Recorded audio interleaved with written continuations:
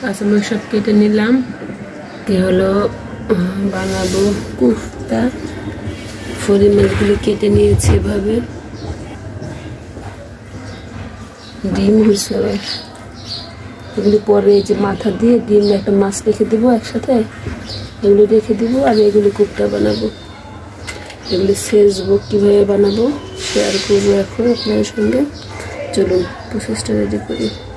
মাছগুলো সব ভেজে ধুয়ে নিলাম, এখানে সেজবো একটা একটা করে। বিসমিল্লাহ।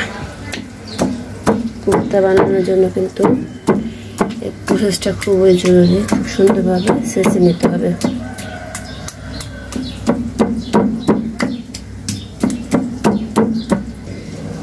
সুন্দর করে সেজে নিলাম।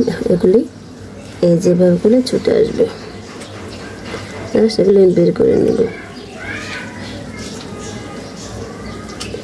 এগুলো বের করে এই যে কাটাগুলো আছে না, ছুটে আসতেছে।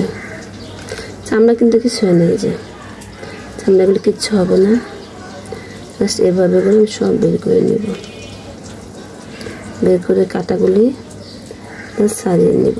মাংসটা ছোটো যে মাংসগুলি শুধু বের করে নেব এভাবে করে। এই মাংসগুলো কাটাগুলো আলাদা করবো, আমি দেখাচ্ছি সব আলাদা করে একটা। তো বাকিগুলো আমি করে একসাথে সব দেখাবো আমি কীভাবে করেছিলাম, ঠিক আছে?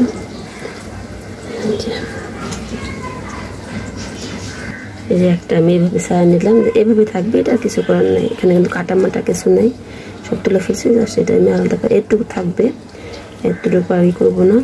এটা এভাবে আমি রাখবো, সবগুলো শেষে নেব। এটা আমি পরে কী করছি দেখাবো।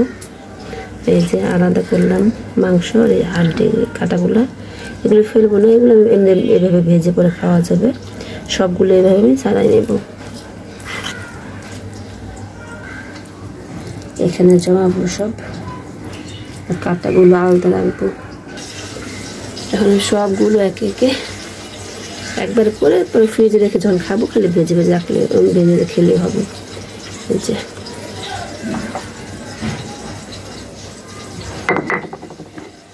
বিসমিল্লাহ। একটু প্রথম একটু জোরে জোরে দিতে হবে, তো ছিটবে না। আস্তে আস্তে আপনার ইচ্ছে মতো করে নিলে আর ছিটবে না। যেভাবে এটা ওই যে চলে যাচ্ছে, জাস্ট এভাবে কোথা দিয়ে শেষে শেষে করতে হবে।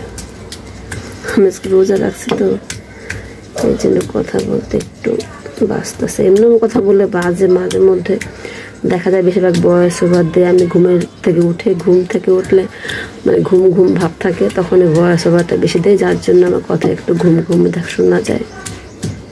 এখন ঘুম থেকে উঠে কাজ করতেছি। যাই হোক, যেভাবে করে নেবো সবগুলো আমি এভাবে করে নিয়েছি। ছাড়িয়ে নিলাম যে কাটাগুলা আর এই যে মাংসগুলা, এখানে আমি সব কিছু দিয়ে দেবো এখন একে একে। এটা হলো গরম মশলা, 1-2টা কাঁচা শুকনা মরিচ, একটু জিরা, একটু গোলমরিচ আর হলো ধনিয়া একটু ভেজে খালি করে নিলাম। আপনার সবটুকু লাগবে একটু রেখে দিলাম এটার জন্য। আর এটা হলো জিরা, আর দেব লবণ,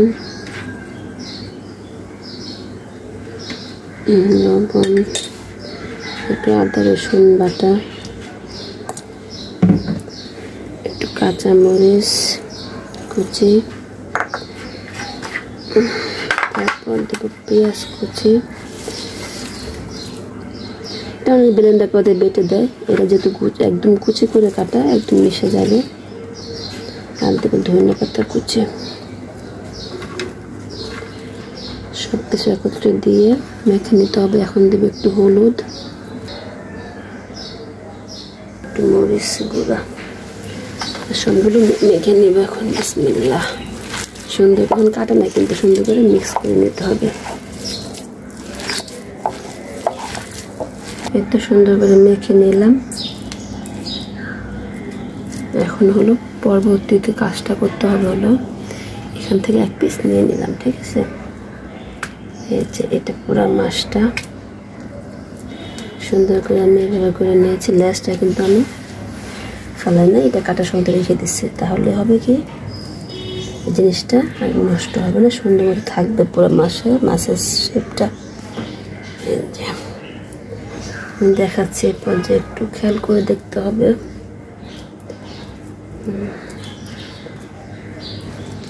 পেঁয়াজটা কিন্তু ব্লেন্ডার করে বা বেটে দেওয়া যাবে। আমি কাঁচাই দিয়ে দিছি আর একদম মিক্স হয়ে গেছে, সমস্যা নেই। যেহেতু তেলে ভাজবো সেক্ষেত্রে এই যে এই পর্যায়ে দেখেন, এই যে এইভাবে সুন্দর করে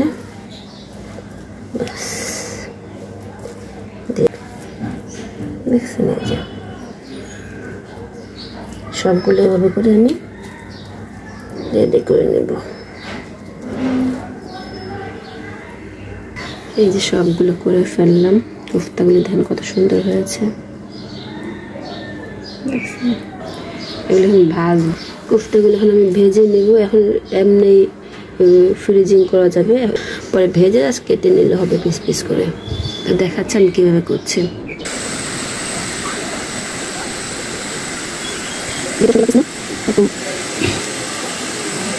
এটা ভাজি, তারপর বিসমিল্লাহির রহমানির রহিম চুলাকে কমানো। তো অনেকে এগুলিতে হলুদ মরিচ লবণ মাখিয়ে নেয় এই চামড়ায়, এটা কোনো দরকারই নেই। জাস্ট এভাবে মশলা দিয়ে মাখিয়ে এবার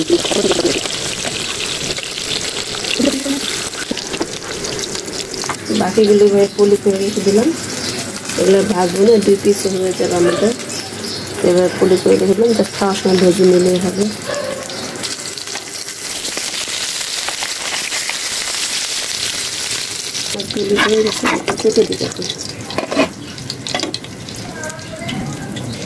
দেখলাম সিদ্ধ ভাজা হয়ে গেছে, আর একটু ভাজি